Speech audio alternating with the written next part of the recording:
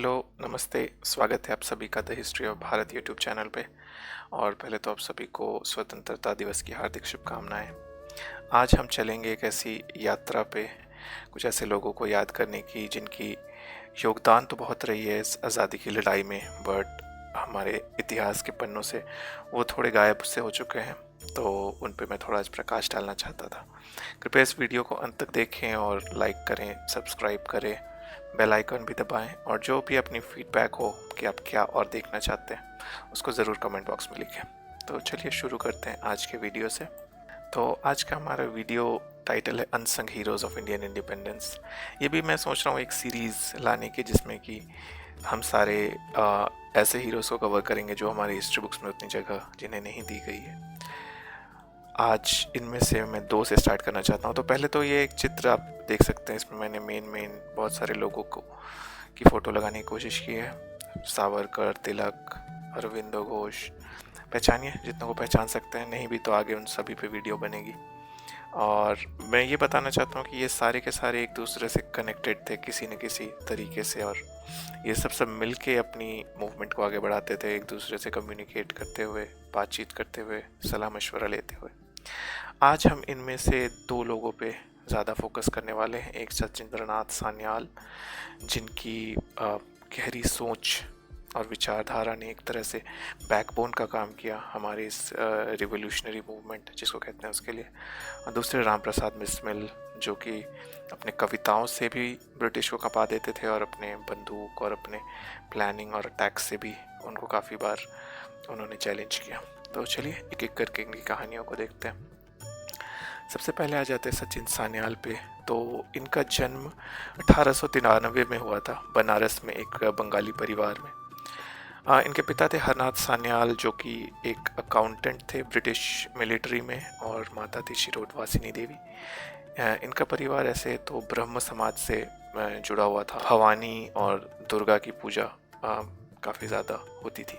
और इनके पिता हालांकि काम करते थे सरकारी दफ्तर में, पर वो काफ़ी खुली मानसिकता के थे और आज़ादी, स्वराज और रिवोल्यूशनरी मूवमेंट के काफ़ी समर्थक रहे। तो बचपन में कई घटनाएं हुई सचिन सान्याल के जीवन में। पहले तो उनकी निडरता का हमें अनुमान उनकी बचपन की एक घटना से मिल जाता है, जब एक ब्रिटिश सिपाही ने उनकी माता को धक्का दे दिया था। वो छोटे थे पर फिर भी वो भिड़ गए थे उस सिपाही से, उसको वापस धक्का दिया और खरी खोटी सुनाई। और फिर 1908 में वो उस टाइम पे केवल 15-16 साल के रहे होंगे। खुदीराम बोस को फांसी दे दी जाती है। प्रफुल्ल चाकी खुदीराम बोस की अपनी एक अलग कहानी है कि क्या उन्होंने किया, पर वो सिर्फ ये खुदीराम बोस उस टाइम पे सिर्फ 18 या 19 वर्ष के थे। तो उनकी मौत ने सचिन सान्याल को बहुत प्रभावित किया। देश भर में ये घटना का काफ़ी जिक्र हुआ था। फिर उसी समय अरविंदो घोष, बारिन घोष 1902-1903 में अनुशीलन समिति फॉर्म करते हैं, जिससे कि वो एक तरह से सारे रिवोल्यूशनरी नेटवर्क बनाना चाहते हैं, एक जैसे सोचने वाले लोगों का एक समूह। और विवेकानंद जी की जो भाषण थी उस टाइम पे, जो कर्म योग और अनुशासन पे जो उनके ज्ञान थे, उनसे भी सचिन सान्याल काफ़ी प्रभावित हुए। वे इतने प्रभावित हुए कि 1908 में उन्होंने अपने जो अखाड़ा था, उस टाइम पे नेटवर्क ऑफ, जैसे आजकल जिम वगैरह होते हैं ना, उस टाइम पे अखाड़े हुआ करते थे। और इन अखाड़ों में लोगों का घुलना मिलना और एक तरह से सामाजिक मेल मिलाप होता था, चर्चाएं होती थी, और काफ़ी सारे ये अखाड़े रिवोल्यूशनरी मूवमेंट का गढ़ भी बने। तो जब अनुशीलन समिति प्रचलित हो रही थी, तो 1908 में जब ये मात्र 15 साल के थे, इन्होंने अपनी जो अखाड़ा थे, अपने परिवार के जो अखाड़ा था, उसका नामकरण अनुशीलन समिति में कर दिया। फिर धीरे धीरे 1911-12 होते होते उनकी मुलाकात रासबिहारी बोस से होती है, जो उनके जीवन पर्यंत उनके एक तरह से बेस्ट फ्रेंड रहे, परम मित्र रहे। और 1912 में एक दिल्ली दरबार होता है जिसमें कि भारत के वाइसरॉय आते हैं, हार्डिंज। रासबिहारी बोस, बसंत कुमार दास, ये लोग वहाँ पे थे, और इन्होंने उनकी हाथी पे जो कैरियज थी उनके, उस पर बम फेंका था। हार्डिंज बाल बच गए थे, हालांकि उन्हें बहुत गंभीर चोटें आई थी। 6 महीने तक उनका इलाज चला था और उनके महावत की तो मृत्यु भी हो गई थी। पर सचिन सान्याल भी इस प्लान में उनके साथ थे। वो वहाँ पे दिल्ली में तो नहीं थे, पर इस प्लान में उनके साथ थे। तो यहाँ पर से इनकी दोस्ती एक तरह से चालू होती है। फिर 1915 आते आते विश्व युद्ध, प्रथम विश्व युद्ध शुरू हो चुका है और गांधी जी बेसिकली पूरे देश में उस टाइम पे घूम रहे थे कि ब्रिटिश आर्मी में रिक्रूट हो, आर्मी ज्वाइन करो, ब्रिटिश को मदद करो इस युद्ध को फाइट करने में। अहिंसा के पुजारी जो कि भारतीयों को एक पत्थर भी उठा लें तो उनको दिक्कत होती थी, पर ब्रिटिश के लिए फाइट करने के लिए वो गांव गांव जाकर अपील कर रहे थे। पर उस टाइम पे सचिन सान्याल और रास बिहारी बोस के विचार थोड़े अलग थे। इन दोनों का हमेशा से ये सपना था कि जिस तरह 1857 में क्रांति हुई थी कि पूरे जो आर्म्ड फोर्सेस हैं उसमें पूरे ऑल ओवर इंडिया में और काफ़ी बड़े एरिया में म्यूटिनी हुई थी, रिबेलियन हुआ था, तो वो एक इन्विजन करते थे कि उसी तरह की म्यूटिनी, उसी तरह का रिवोल्ट वो फिर से ब्रिटिश आर्म्ड फोर्सेस में कर सके। क्योंकि आर्म्ड फोर्सेस के अधिकतर जो नीचे दर्जे के सिपाही थे वो तो सब भारतीय ही थे, सिर्फ कुछ चंद अंग्रेज उनके टॉप पे। जब विश्व युद्ध, पहले विश्व युद्ध में बहुत सारी फोर्सेस बाहर भेजी जाने लगी तो उस टाइम पे इन्होंने भी मौका देखा, क्योंकि बहुत लोगों को उस टाइम पे ज़बरदस्ती भी आर्मी में भर्ती कर लिया गया था और एक ग्रोइंग डिसकंटेंट तो थी ही। और उसी समय यूएस वगैरह में गदर मूवमेंट भी चालू हुआ था। गदराइट्स एक अलग ग्रुप थे जो इसी तरह की विचारधारा रखते थे और ब्रिटिश से मुक्ति पाना चाहते थे। सिखों का ग्रुप था बेसिकली, करतार सिंह सराभा, भाई परमानंद वगैरह। तो इन्होंने उनसे भी कांटेक्ट इस्टेब्लिश किया और इन्होंने एक ऐसा प्लान किया कि आर्म्ड फोर्सेस में एक म्यूटिनी आ सके। इन्होंने बहुत बहुत कैंटोनेंट्स में जाके आर्मी के लोगों से बात की, इन्होंने भाषण दिए, लोगों को प्रभावित किया और सब प्लान भी इनका प्लेस में था कि 21 फरवरी को लाहौर से शुरू होगी और फिर धीरे धीरे पूरे पूरब में फैल जाएगी। पर कुछ ऐसे मोल्स और कुछ ऐसे भीतरघात कुछ लोगों ने किया और इनके प्लान का ब्रिटिश को पहले ही पता चल गया। ब्रिटिश के पास उतनी यूरोपियन सोल्जर्स नहीं थे कि वो इसको पूरी तरह रोक सके, पर उन्होंने क्या किया, जितने भी आर्मरी थी जहाँ के हथियार रखे जाते थे वहाँ पे उन्होंने सब यूरोपियन गार्ड्स को लगा दिया। तो इस घटना के और जो प्लान थी उसके 2 दिन पहले ये सब हुआ, तो जो भारतीय सैनिक थे उनको हथियार ही नहीं मिल पाए और ये प्लान पूरी तरह से चौपट हो गया। फिर इसके बाद जो ट्रायल चली उसमें रास बिहारी बोस तो भागने में सफल हुए, वे जापान भाग गए और उन्होंने अपनी एक मौजर पिस्तौल और एक घड़ी भेंट की थी सचिन सान्याल को, जो बाद में सचिन सान्याल ने भगत सिंह को भेंट की थी। भगत सिंह भी इसका उल्लेख करते हैं। पर सचिन सान्याल उसमें अरेस्ट हो जाते हैं और उन्हें 5 साल के लिए काला पानी की सज़ा हो जाती है। अब काला पानी और सेल्यूलर जेल अगर हम देखें, उसको सेल्यूलर इसलिए कहते हैं क्योंकि उसमें छोटे छोटे सेल्स थे। वो ऐसे थे कि दो जो आपस के आसपास के जो प्रिजनर्स हैं वो दो भी आपस में इंटरेक्ट नहीं कर सकते, बाकी बड़ा ग्रुप इंटरेक्शन ये सब तो भूल ही जाओ। और वहाँ पे इस तरह के उनके साथ टॉर्चर होते थे, सूखे नारियल से उनसे तेल निकलवाया जाता था और फिर कोल्हू पे उसे पेरा जाता था बांध कर, और जो नहीं बात मानते थे उन्हें ऐसे बांध कर यातनाएं दी जाती थी। हमेशा ऐसे बंधे हुए रहते थे उनके हाथ और पैर, even day to day activity के दौरान। बहुत छोटे छोटे उनके सेल्स रहते थे, उसी में उन्हें सब कुछ करना है, कोई कागज़ कलम धूप नहीं। इवन सावरकर ने भी अपनी जीवनी में लिखा है कि वो पानी भी अगर एक एक्स्ट्रा ग्लास मांग लेते थे तो उनसे कहा जाता था कि तीसरा ग्लास पानी क्या तुम्हारे बाप देकर गया है, या इस तरह से। और उस तरह के जेल भारत में कहीं पे भी नहीं थे। और कांग्रेस के आप देखोगे तो कांग्रेस के एक भी मेंबर वहाँ पे कभी किसी को भी काला पानी या ऐसे स्ट्रिक्ट जेलों की कभी सज़ा नहीं हुई। चलिए इनके थोड़ा वीडियो भी हम देखने की कोशिश करते हैं।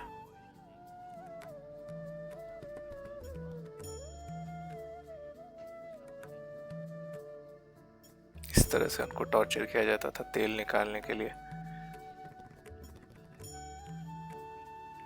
जाने का और कहीं रास्ता भी नहीं है, बांध कर तेल निकाला जाता था।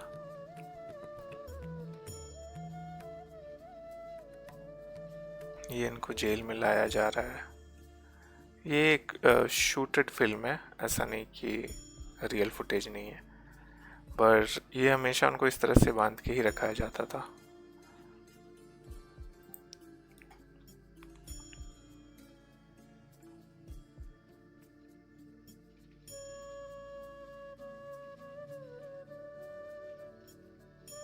तो बस ये छोटा सा शॉर्ट फुटेज, चलते हैं आगे। 1920 में वो छूट जाते हैं काला पानी से।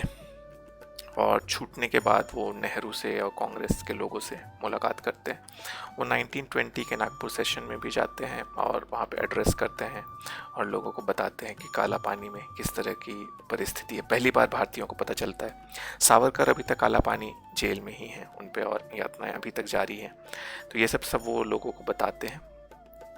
पर कांग्रेस उस पर बहुत ज़्यादा ध्यान नहीं देती, क्योंकि कांग्रेसियों को तो एक तरह से पब्लिसिटी से मतलब था। जैसे नेहरू ने उनसे कहा भी कि हम तो यहाँ पे जेल जाने की कोशिश कर रहे हैं, मतलब कि वहाँ पे वो अच्छे नॉर्मल जेलों में जाया करते थे जहाँ इतनी स्ट्रिक्ट यातनाएं नहीं थी। नेहरू गांधी तो हमेशा बहुत ही मैं कहूँ तो लग्जूरियस जेलों में रखे जाते थे। गांधी को आगा खान पैलेस जेल में रखा गया, कभी गूगल करो, वो एक्चुअली में 5 स्टार होटल की तरह है। अहमदनगर फोर्ट जेल में नेहरू को रखा गया, वो भी काफ़ी हाई फाई, जहाँ पे कि आराम से वो अपनी पुस्तकें लिख सकते थे। पर सेल्यूलर जेल में तो सावरकर अपने नाखून से लिखते थे दीवारों पे। खैर, काला पानी या सावरकर पे भी इसका जिक्र आएगा। पर फिर इन्होंने 1922 में एक बुक भी लिखी, बंदी जीवन, जिसमें उन्होंने इस घटना का जिक्र किया। और ये बुक आगे चल के सभी रिवोल्यूशनरीज के पास इसका सर्कुलेशन हुआ। ब्रिटिश ने इसके सर्कुलेशन को भी रोकने की कोशिश की, पर एक तरह से ये रिवोल्यूशनरीज के लिए इस बुक को गीता माना जाता था। लगभग सब इसको बहुत इज्जत के साथ पढ़ते थे और सब मोटिवेट होते थे। पर इन्होंने ऐसा नहीं कि कांग्रेस का पूरी तरह से साथ ही छोड़ दिया या कोशिश नहीं की। इन्होंने नॉन कॉपरेशन मूवमेंट में भी पार्टिसिपेट किया, जो गांधी के द्वारा लीड थी। बट 1922 में जब उन्होंने ऐसे ही उसको वापस ले लिया, तब इन्हें बहुत निराशा हुई। इन्होंने 1924 में भी गांधी के जो मैगजीन आती थी यंग इंडिया, उसमें भी अपना लेटर पब्लिश कराया था कि अब हमें पूर्ण स्वराज या आज़ादी की तरफ देखना चाहिए। हम ऐसे गुट के या ऐसे अहिंसा से हम बहुत ज़्यादा अचीव नहीं कर सकते। पर 1924 में जब इन्होंने देखा कि गांधीवादी मूवमेंट कहीं नहीं जा रहा है, ये इन्होंने पूरे देश का भ्रमण किया। रासबिहारी बोस तब तक जापान में थे, तो इन्होंने उस टाइम के फिर सभी लाइक माइंडेड लोगों को इकट्ठा किया। जोगेंद्र नाथ चैटर्जी हो गए, अशफाकुल्ला, राम प्रसाद बिस्मिल, अजीत सिंह। तो बेसिकली भगत सिंह, चंद्रशेखर आज़ाद के पिछले जो जनरेशन के थे, seniors to Chandrashekhar Azad and Bhagat Singh, जो सीनियर जनरेशन थी, उनको इन्होंने भर्ती किया। और इन्होंने एक तरह से इन्होंने ही फाउंडिंग मेंबर्स थे। हिंदुस्तान रिपब्लिकन एसोसिएशन फॉर्म किया, फिर हिंदुस्तान रिपब्लिकन आर्मी।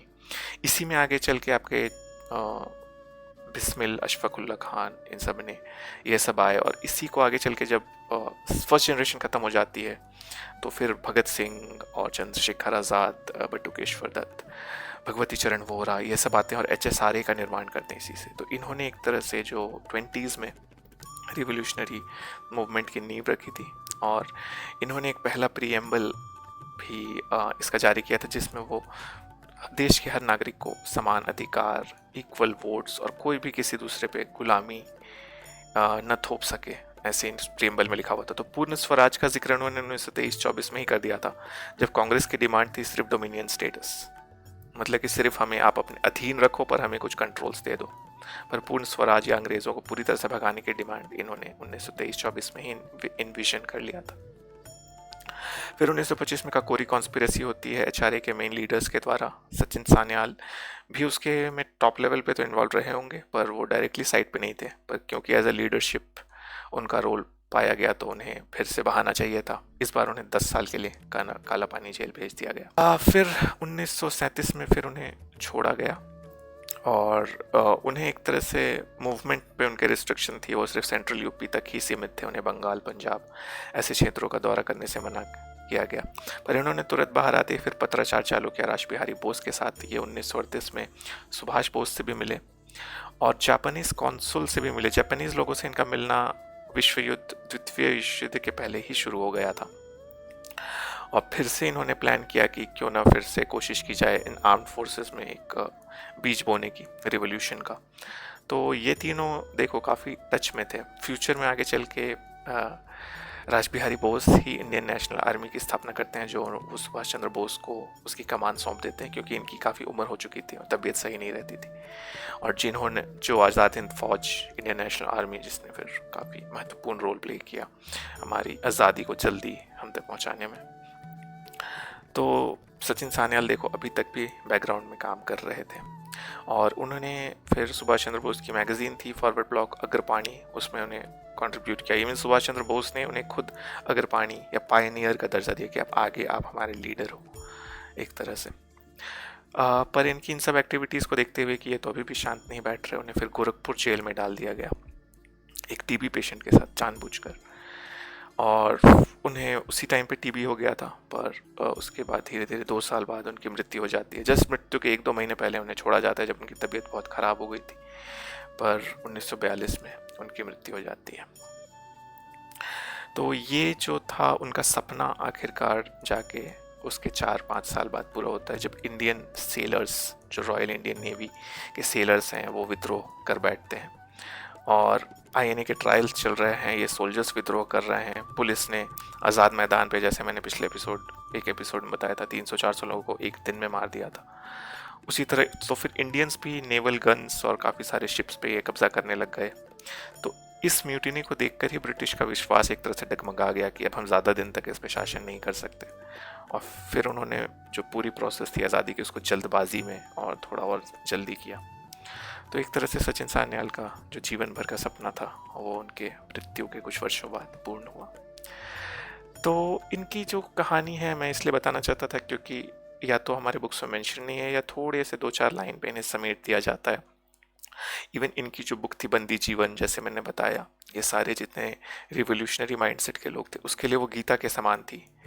वो बहुत वाइडली सर्कुलेटेड थी उस टाइम पे, पर आज़ादी के बाद इसकी सारी प्रतियां गायब हो गई। ब्रिटिश ने भी अपने टाइम पे गायब कराया, फिर आज़ादी के बाद भी इस तरह के बहुत रिवोल्यूशनरी टेक्स्ट्स गायब हो गए। इवन जो इनके ख़ानदान में अब इनके मामा साइड से, जैसे मैंने बताया था, संजीव सान्याल आते हैं जिनकी की ये बुक है रिवोल्यूशनरीज, और इन्होंने बंदी जीवन भी लिखेंगे संजीव सान्याल। एक्चुअली ये बुक अगर आपने नहीं पढ़ी आप सभी को पढ़नी चाहिए। संजीव सान्याल बताते हैं कि इन्हें कितनी दिक्कत हुई अपने परिवार के जो पूर्वज हुए उसके बुक को ढूंढने में, बंदी जीवन, जो कि उस टाइम पे एक टाइम पे बहुत फेमस था और अंडरग्राउंड इसके सीक्रेटली पब्लिश होते होते सब तक पहुंचती थी। तो इतनी थी सचिन सान्याल जी की कहानी। अब हम आगे चलते हैं। राम प्रसाद बिस्मिल। आप सभी ने ये गाना तो ज़रूर सुना होगा, मेरा रंग दे बसंती चोला, मेरा रंग दे बसंती चोला। तो ये पोयम इन्होंने ही लिखा था। हालांकि मूवी में जो लिरिक्स हैं वो थोड़े चेंज कर दिए गए हैं ओरिजिनल से। और बिस्मिल जी का जन्म 1897 में हुआ था शाहजहाँपुर में, एक थोड़े गरीब परिवार में। और इनका बचपन काफ़ी मुश्किलों से बीता, पर धीरे धीरे 12-14 वर्ष की आयु तक आते आते ये थोड़े गलत संगत में भी पड़ गए थे और इन्हें कुछ बुरी आदतें भी लग गई थी, जैसे सिगरेट पीना इत्यादि। पर फिर एक स्वामी, आर्य समाज के एक स्वामी थे, सोमदेव, गुरु सोमदेव, आचार्य सोमदेव करके, तो उन्होंने इनको सही मार्ग पे लाया, इनको सही में पथ प्रदर्शित किया। आर्य समाज, दयानंद सरस्वती के लिखे हुए बुक सत्यार्थ प्रकाश, इन सब से इनको परिचित करवाया। और जब सत्यार्थ प्रकाश इन्होंने पढ़ी, इनका जीवन एक तरह से पलट गया। तो जैसा कि हमने सचिन सान्याल को देखा था कि वो विवेकानंद और अरबिंदो से प्रेरित हुए थे, राम प्रसाद बिस्मिल काफ़ी हद तक दयानंद सरस्वती से प्रेरित हुए थे। आजकल ये सब नाम भी हमें भुला दिए जाते हैं, जैसे दयानंद सरस्वती हो गए, या इन्होंने क्या लिखा या इनकी क्या सोच थी उससे हमें परिचित नहीं किया जाता। आप आर्य समाज, आप जितने भी डीएवी स्कूल्स देखोगे दयानंद एंग्लो वैदिक एक तरह से इनके द्वारा स्थापित किए गए थे, पर उस पर भी हम ज़्यादा डीप डाइव नहीं करते। बेसिकली इनसे बिस्मिल जी को बहुत मोटिवेशन मिला, और इसके बाद से जब 14-15 वर्ष की आयु के बाद से उन्होंने अपना जीवन बहुत अनुशासित कर लिया। डेली नित्य क्रम में सबसे पहले तो योग, और फिर मेडिटेशन और आराधना, पूजा, यज्ञ वगैरह, ये सब उनके नित्य क्रम में उन्होंने शामिल किया, जो कि उनके जीवन के लास्ट तक कायम रहा। और फिर ये भी एक तरह से, जैसे कि बाकी सारे लीडर्स भी थे, ये भी कांग्रेस से एसोसिएटेड हुए और कोशिश की, क्योंकि कांग्रेस एक तरह से नेशनल बॉडी थी। बट ये काफ़ी निराश भी होते थे। इन्होंने भी मल्टीपल सेशंस अटेंड की कांग्रेस की। 1916 में लखनऊ में इन्होंने तिलक जी को बहुत ग्रैंड रिसेप्शन दिया, क्योंकि तिलक एक तरह से स्वतंत्रता के असली सेनानी आप उनको कह सकते हैं। वो पूर्ण स्वराज 1905 से ही बोल रहे हैं। इनको जब इन्होंने वेलकम किया तो जो कांग्रेस के मेन थे, नरम दल गरम दल बोला जाता था उस टाइम पे। नरम दल जो मॉडरेट्स थे, और गरम दल जो जिनको कि एक्सट्रीमिस्ट्स बोला जाता है, बट वो एक्चुअली में नेशनलिस्ट थे। तो ये जो मेजॉरिटी कांग्रेस थे, शांति प्रिय और डोमिनियन स्टेटस वाले, वो भड़क गए थे इनके ग्रैंड वेलकम पे। तो राम प्रसाद बिस्मिल ने अपने काफ़ी यंग दोस्तों के साथ ये करवाया था। फिर 1918 में उन्होंने एक मैनपुरी कॉन्स्पिरेसी भी की थी, जिसमें कि वो एंटी ब्रिटिश लिटरेचर पैम्फलेट वगैरह प्रकाशित करते थे, चुपके चुपके डिस्ट्रीब्यूट करते थे और उससे चंदा वगैरह भी कलेक्ट करते थे। इसमें उन्होंने एक दो छोटी मोटी डकैतियां भी की थी बिस्मिल जी ने। उसके बाद क्या होता है, फिर जलियांवाला बाग की घटना होती है और फिर नॉन कॉपरेशन मूवमेंट होता है। जैसे कि हमने देखा था, सचिन सान्याल ने भी इसमें भाग लिया, नॉन कॉपरेशन मूवमेंट में बढ़ चढ़ के हिस्सा लिया। पर एक छोटी सी घटना चौरी चौरा में हो जाती है, जिसमें कि 6 पुलिसकर्मियों की मौत हो जाती है प्रदर्शनकारियों द्वारा। उससे पहले पुलिस ने गोलियां बरसाई थी प्रदर्शनकारियों पर, जिसमें कि 20-30 प्रदर्शनकारी मर चुके थे। उसके बाद भीड़ ने वो रुक लिया था। पर खैर जो भी है, गांधी जी ने एक छोटी सी घटना के ऊपर पूरा का पूरा मूवमेंट देश भर में स्थगित कर दिया।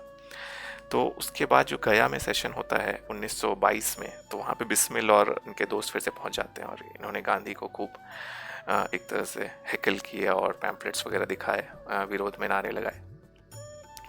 तो फिर 1922-23 के बाद जब नॉन कॉपरेशन मूवमेंट थम जाता है, तो जैसा हमने देखा था, सचिन सान्याल के अंदर ये लोग सब इकट्ठा होते हैं और एक तरह से राम प्रसाद बिस्मिल पहले बैच के थे, आप सीनियर बैच बोल सकते हो। राम प्रसाद बिस्मिल, अजीत सिंह, अशफाकुल्ला खान, ये सब सारे पहले बैच के हुए। हालांकि एज में कोई ज़्यादा डिफरेंस नहीं था, सभी काफ़ी यंग थे। पर भगत सिंह, चंद्रशेखर आज़ाद की जो जनरेशन हुई वो इनसे भी यंग थी। तो इन्होंने इसके जो प्रियम्बल लिखने में भी, पहले तो हिंदुस्तान रिपब्लिकन आर्मी और Hindustan Republican association Irish nationalist movement से प्रेरित था और रिपब्लिक पे उनका काफ़ी जोर था। आप देखोगे तो रिपब्लिकन आर्मी, कि वो रिपब्लिक होना चाहते थे कि सारे लोगों को वोट का अधिकार मिले। अब मैं यहाँ पे एक बार पढ़ता हूँ इनके प्रियम्बल में क्या लिखा था। ये एचआरए की प्रियम्बल है 1923-24 में लिखी हुई, जिसमें रामप्रसाद बिस्मिल ने एक लिखा था। लेखन में उनकी बहुत अच्छी पकड़ थी। The object of the association shall be to establish a federated republic of the United States of India by organized and armed revolution. The final form of the constitution of the republic shall be framed and declared by the representatives of the people at the time when they will be in a position to enforce their decisions. The basic principle of the republic shall be universal suffrage and the abolition of all systems which make any kind of exploitation by man possible. तो 1924 के हिसाब से ऐसा अभी तक किसी भी राष्ट्रवादी संगठन या कांग्रेस के किसी नेता ने भी ऐसा नहीं लिखा था। पहले तो हम आज़ादी लेंगे, एक फेडरेशन बनेगा राज्यों का, भारत का, यूनाइटेड स्टेट्स ऑफ इंडिया, और final form of the constitution एक रिपब्लिक होगा जिसमें कि सभी लोगों को वोट का अधिकार होगा और सारे ऐसे सिस्टम जो कि किसी भी तरह से एक दूसरे का शोषण करते हैं वो ख़त्म किए जाएंगे। और ये जो कॉन्स्टिट्यूशन रहेगा ये भी पीपल, लोगों के द्वारा चुने गए रिप्रेजेंटेटिव्स इस कॉन्स्टिट्यूशन को बनाएंगे। तो ऐसा विजन 1923 में होना बहुत बड़ी बात है। जब कांग्रेस सिर्फ डोमिनियन स्टेटस की बात कर रही थी, ये इतना बड़ा विजन लेके चल रहे थे सचिन सान्याल और राम प्रसाद बिस्मिल इत्यादि लोग। फिर 1925 में ये काकोरी कांड करते हैं, जिसको कि बहुत काकोरी कॉन्स्पिरेसी, काकोरी कांड, बहुत डेरोगेटरी तरीके से ही इसका नाम लिया जाता है। बट उस टाइम पे ये फंड्स की तलाश में रहते हैं, ये बिस्मिल और हिंदुस्तान रिपब्लिकन एसोसिएशन। ये काफ़ी ज़्यादा इनके कॉन्टैक्ट्स भी रहते हैं जर्मनी से, यूएसए से। ये गन्स वगैरह तो मंगवाने में सफल हो जाते हैं, पर उसके लिए उन्हें पेमेंट भी करनी होती है।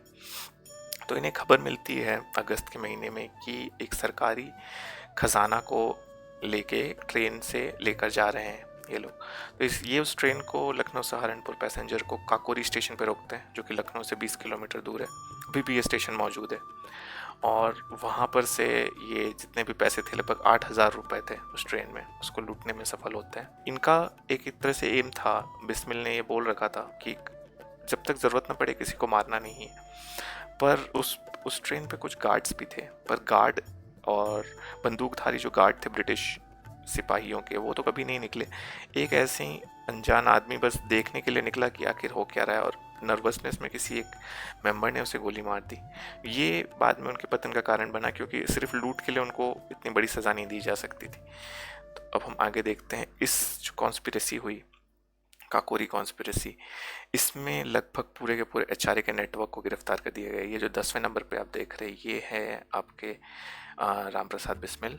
15 नंबर ये है सचिंद्र नाथ सान्याल।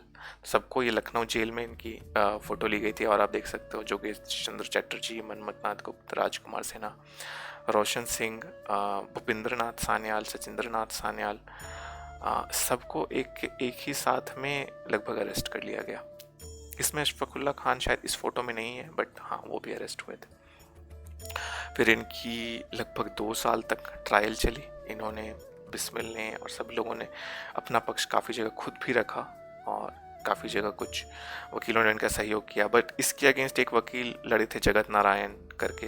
वो मोतीलाल नेहरू के काफ़ी करीबी बताए जाते हैं। वो ब्रिटिश की ओर से इन लोगों के अगेंस्ट केस लड़े थे और वो सफल भी रहे, क्योंकि ब्रिटिश का एक तरह से मोटिव था कि किसी भी तरह के, कोई भी इस तरह के हैं तो उसको बस ख़त्म कर देना है, जितना बुरी तरह से उसे कर सकते हो। तो हालांकि एक छोटी सी गलती थी, एक व्यक्ति की इन्होंने हत्या कर दी थी, उसके वजह से इस पर होमिसाइड का केस बन गया लूट के अलावा, और उसमें 3 या 4 लोगों को फांसी हो गई, सचिन सान्याल को और 10 साल के लिए काला पानी भेज दिया गया एंड सो ऑन।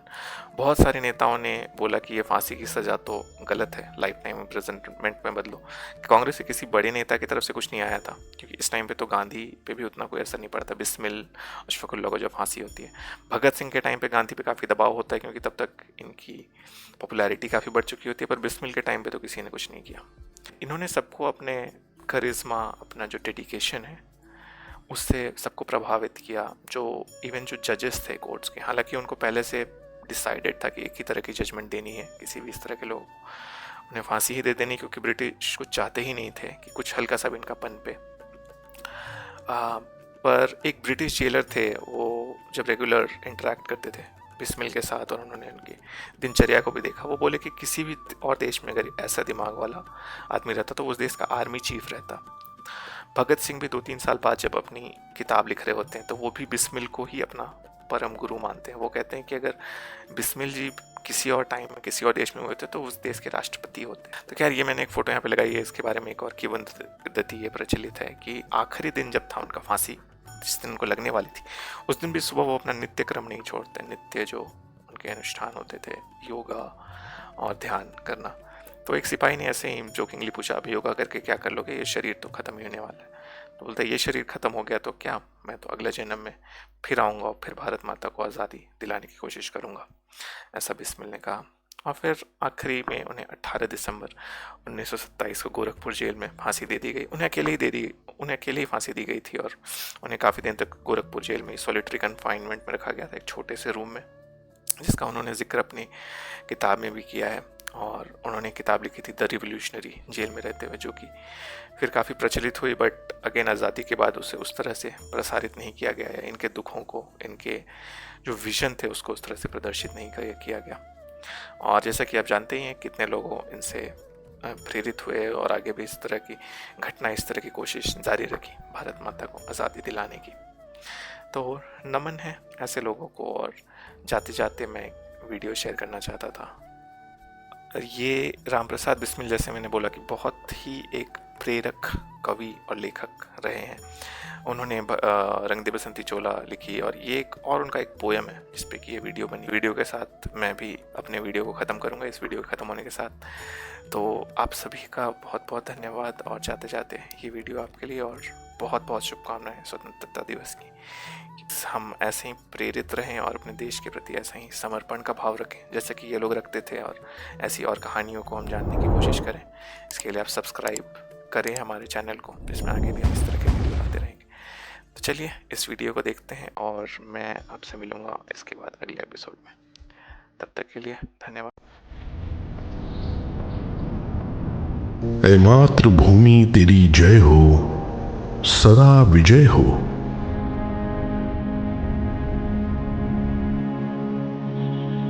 प्रत्येक भक्त तेरा सुख शांति कांतिमय हो। हे मातृभूमि तेरी जय हो।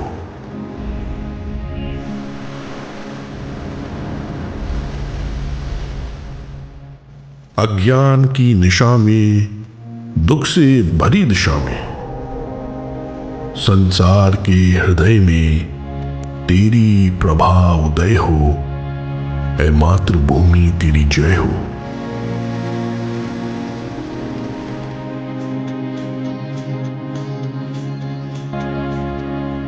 तेरा प्रकोप सारे जग का महाप्रलय हो।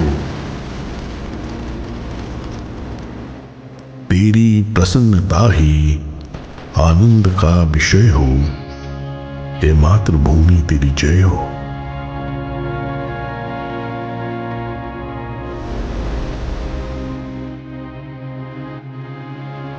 वो भक्ति दे कि बिस्मिल सुख में तुझे न भूले।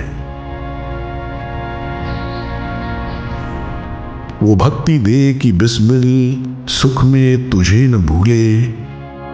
वो शक्ति दे कि दुख में कायर न ये हृदय हो।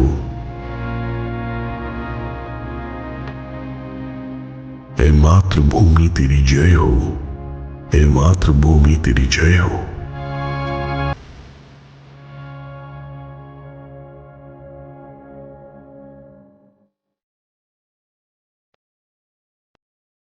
यहाँ पे मैं एक चीज़ और जोड़ना चाहूँगा कि ये बस 30 साल के थे जब इन्हें फांसी हुई थी, और इतने कम उम्र में इन्होंने इतना बड़ा काम कर दिया। आजकल 30 साल तक तो लोग क्या ही करते रहते हैं अपने जीवन में, ना उन्हें उस लेवल की मैच्योरिटी है, ना उन्हें उस लेवल की अपने गोल्स के प्रति जानकारी है। तो ये मैं बस पॉइंट आउट करना चाहता था।